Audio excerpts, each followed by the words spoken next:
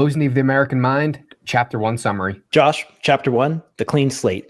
Bloom is talking about students, particularly the students he educated, and his comments on how the students were when he first started his educational career towards the end of his educational career. Anyways, a few quotes to share from this. It was that their self-knowledge, that's the students, was mediated by their book learning, and that their ambitions were formed as much by models' first experience in books as in everyday life. Their books had a substantial existence in everyday life and constituted much of what their society as a whole would look up to. So in other words, what I think Bloom is trying to say here is that when he first started teaching and students were coming in, and this is like circa 60s and probably the 70s, students themselves, at least the American students, had an idea, or at least there was this longing to say, okay, well, wait a minute.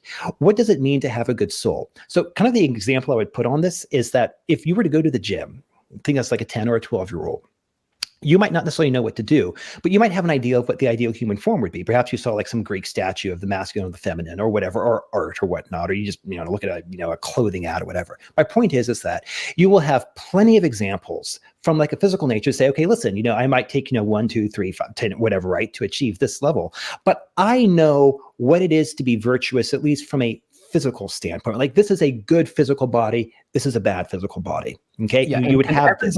Everybody could have a different view on that. Some people want to look like Arnold Schwarzenegger, just absolutely massive. Some people just want to be like a fit runner type. Some people just want to have a healthy style of body, but everybody can see the ideal body that they would deem as virtuous.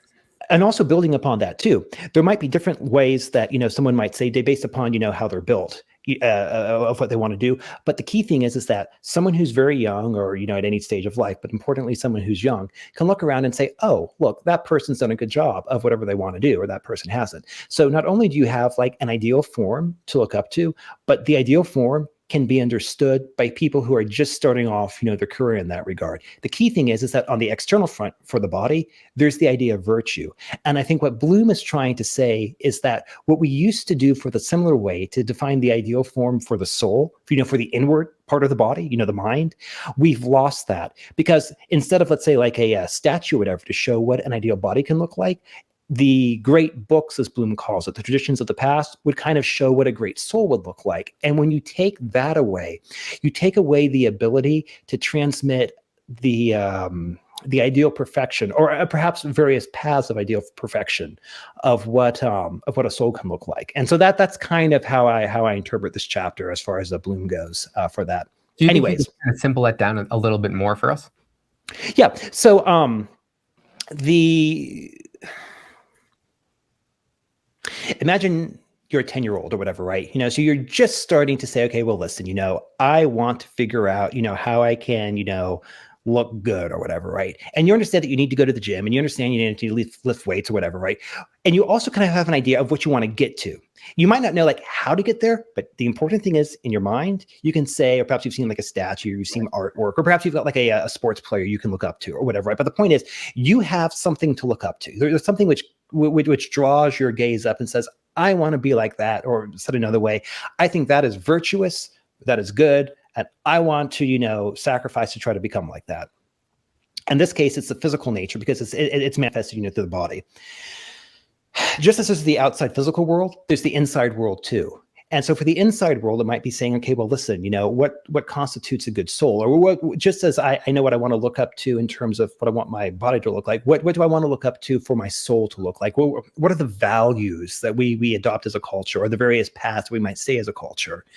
And the cultural heritage, or the cultural inheritance that a culture has is collected in the wisdom of the culture.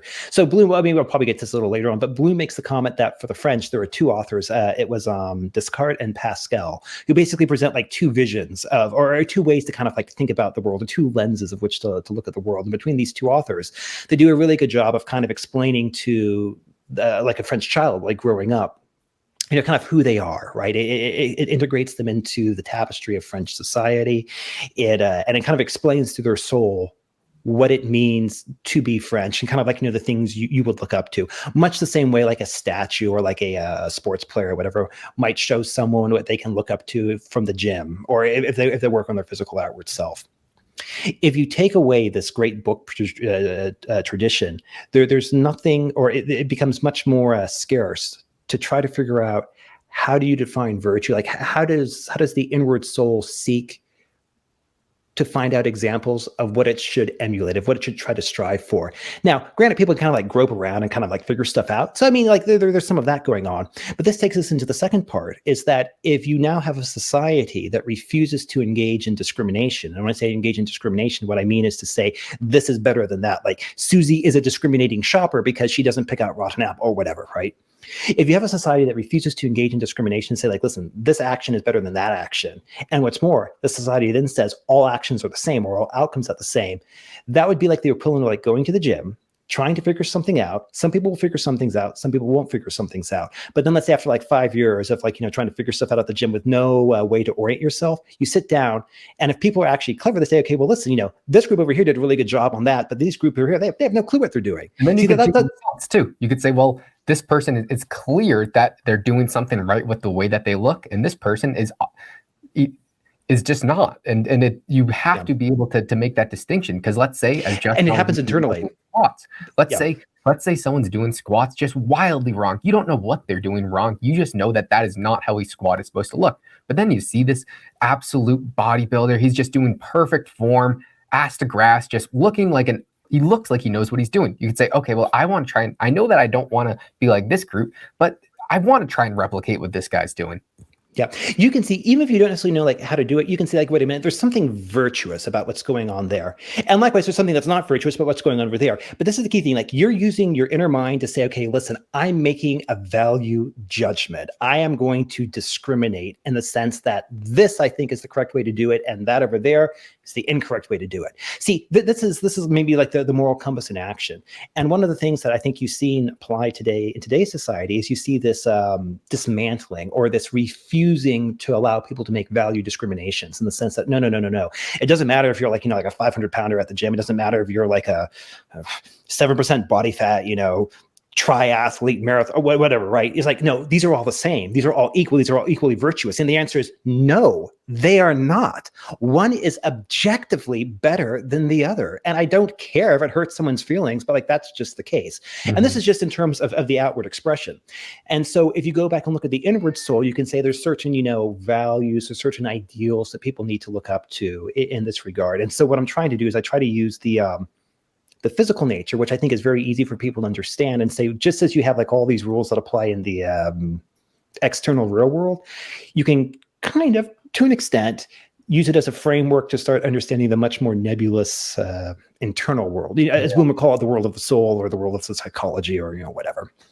And these are all Bloom's words. I think we both happen to agree with them, that there are discriminations that you should absolutely make. Someone should not be looking and trying to emulate the 500-pound person at McDonald's. They should be emulating the guy who's getting a salad, who's jacked and a triathlete, as Justin was saying. Yeah, and I think when it comes down to the word of, and the reason I use discrimination is because like I use this word in order to like piss people off, in the sense that there's been like this even Sayat does a really good job in his videos of talking about how like there's this moral imperative that says thou shalt not discriminate, and the answer is that there's this psychological, or excuse me, there's a philosophical imperative that I think, so I was born in the mid 80s, and Josh, you were born in the early O's. I saw it, and you probably saw it more than I did, about talking about how all the ills in the West can be hung on, the hook of discrimination. And it is true. I certainly don't, I wouldn't deny the fact that there have definitely been some very bad things that have happened because of discrimination. But at the same time, too, if we say the way we will avoid these ills is by refusing to ever discriminate, that actually itself is a horrible problem, because you actually want the ability to discriminate, but you have to discriminate in a way that makes logical sense. And let me unpack that just for a second. You basically have to say, like, again, like Susie is a discriminating shopper. Some ways are objectively better than other ways. And when you do this, like, or if you refuse to do this and you basically say all ways are equal, that's like the equivalent of saying, okay, well, listen, there will be some paths, there will be some values, there will be some set of, not circumstances, but there will be some ways of doing things that lead to the results that people want. And there will be other ways that do not lead to the way people want. And if you say that all results are equal, what you're really doing is you're really setting the stage for people just to do whatever they want to do. Like you have to have this corrective mechanism to say, okay, no, we as a society agree this way is better than that way. And again, we're sorry if it hurt someone's feelings or whatever, right? But I don't think you should, because I mean, if this is hurting your feelings, then you definitely have something to work on internally. And yeah, well, I mean, it's if you get triggered by words, then just think about that. Like, all we learned in school, at least in the past, was sticks and stones may break your bones, but words will never hurt you. If you feel triggered, then why do you feel triggered? What about the words are actually harming you?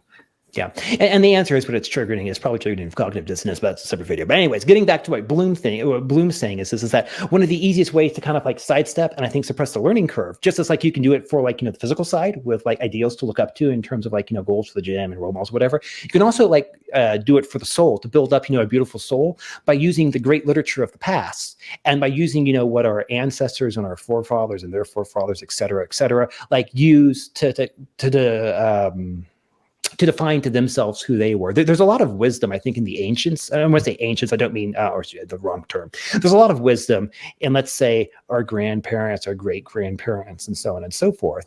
And like, yeah, they might not have had an iPhone, or they might not have known how to, program in JavaScript or known the intricacies of, crypto. But who cares? The point is that like they were, they didn't have the knowledge, they had the wisdom. And today, I think we have a lot of knowledge, but not a lot of wisdom. Another quote from Bloom right here. And so this is Bloom speaking right here. At worst, I fear that a spiritual entropy or an evaporation of the soul's boiling blood is taking place. A fear that Nietzsche thought justified and made the center of all his thought. He argued that the spirit's bow was being unbent and risked being permanently unstrung. Its activity, he believed, comes from culture. And the decay of culture meant not only the decay of man in this culture, but the decay of man simply. Nietzsche may not have been right, but his case looks stronger all the time. And so I think this is kind of what Bloom was saying, that if a society lacks goals to orient themselves to, like common goals, whatever, right? And then they actively discourage members from IDing one goal as being better than another goal, or if you argue all goals are equal, then the results that the society has, it's just meaningless. And then if you try to explain this to children are like, this is just a load of BS. Parents have nothing to offer their kids. And this, I would argue, opens the door to nihilism. So if you've ever seen the Yuri Bezdomov clips, I think when Bloom talks about right here is the modus operandi that Yuri Bezdomov talks about that allows demoralization to occur, particularly in children. Because if you say that any hero or any like national hero that a child might have or look up to actually is bad, then there's nothing in the soul to invigorate or to say to spark the child's curiosity. Or I say child, I mean like child or maybe teen or young adult. So an example of this applied would be let's say instead of saying George Washington, Thomas Jefferson, Abraham Lincoln, et cetera, like things like the heroes, the founders of America and what they were doing. If you basically frame that as, oh well, these people were just horrible people who were had all these flaws, and no matter what potential good they might have done, it is completely superseded by all of these bad things, blah, blah, blah. And I can assure you, Justin, this is the actual example that Bloom used in the book. He's talking about the founding fathers and George Washington. This is exactly what's happening in school today. You're told that these people are just racist and that they're just horrible humans without looking at anything good that they've ever done. And that discourages all future learning of these people because you're told that they're bad. So disregard all the good they've ever done. Yeah, and not only does it discourage the future learning, but it also discourages. It's like, imagine like if like a child is just just starting or whatever, right? And there's like a little plant that's trying to grow up, and like in turn, if the plant is cultured and watered or whatever, right, it'll grow into like big powerful tree or whatever, right? But if you like mow that thing over or rip it out of the ground, just like that's what's going on. I would argue. In fact, not in this chapter, but I think earlier, Bloom says I was talking with one of my colleagues, and this colleague, bragged that he would find prejudices in his students and find ways to knock them over. I inquired, what would he replace them with? At which point he didn't really have a good answer. And then as Bloom continues on, he says, then I proposed a division of labor. I would help to grow the flowers in the field, and where he could then turn around and mow them down. I thought that was particularly insightful as Bloom was at. But anyways, so that's kind of, again, it's this common theme of what you're trying to do is you're trying to say, like, listen, this is an ideal way to think, or this is an ideal, like, values to hold internally and to look up to. But just like, like a statue or a sports athlete, or, whatever, right? It would be a good thing to look up to from, to strive to be at the gym or whatever, right? But if you repeatedly smash down any role model that, like a child would internalize and look up to, or especially if it's like a collective, role model that comes from society, you're going to preclude and not allow, like, this base formation to form that creates kind of like this shared value network. I mean, everyone's going to have like their own. It's going to be chaos, is what it is, and it's just a thing like pure demoralization of what Besnard was talking about. To back up something what Bloom, were you saying a little earlier with Bloom's thing? Americans generated a race of heroes: Franklin, Washington, Hamilton, Jefferson, Lincoln, all of whom contributed to equality. Our heroes and the language of the Declaration of Independence contribute to a national reverence for our institution. So, like, this is that shared, moral bonding that we are all instilled with, or whatever, right? But the unity, grandeur, and attendant folklore of the founding heritage was attacked from so many directions in the last half century that it gradually disappeared from daily life and textbooks. This, number one, plain and simple, is demoralization. Or I think you can see this very clearly through the demoralization that Yuri Besnard warns us out. But anyways, by disenchanting the American heroes, it removed a common theme that all Americans could look up to, and something that gave us all like a common starting place to resonate with each other, particularly the children as they started to form their worldview. So again, Yuri B's demoralization. Add to that, to the quote where these founding fathers created equality. They're talking about equality of opportunity, not equality of outcome. And equality of outcome is what people are pushing today with socialism and communism. But equality of opportunity is when me and you both can strive to be great, but it's up to the individual to do that upon themselves. Absolutely. And just if you want to know more about that, I would say exhibit number one to talk to in that one would be Thomas Sowell. But anyways, again, separate video on that front. So kind of to wrap this up, really Bloom is wrecking because people just their utter disregard for history and books. And this is so true. I mean, even with myself and you, Justin, I'm sure that we could be spending so much more time learning from the greats of the past and really how that formulated the culture and society that we're in today. And I'll be incredibly blunt. Like, if I didn't find this book, like, I would, like, Bloom in the second part, which I haven't gone to yet, he does this whirlwind tour of philosophy. And like, if he didn't do that, like, because Bloom took the time to do that, I'm like, oh, I need to actually figure out who these people are. And that's a reflection on my ignorance. But I was as ignorant that I had to stumble across this. We trust me, we know that we are complete noobs and we are just rubletons that really just don't have a great grasp of history or really of anything. But we are trying to learn and not be the casual university student that Bloom is talking about in this book.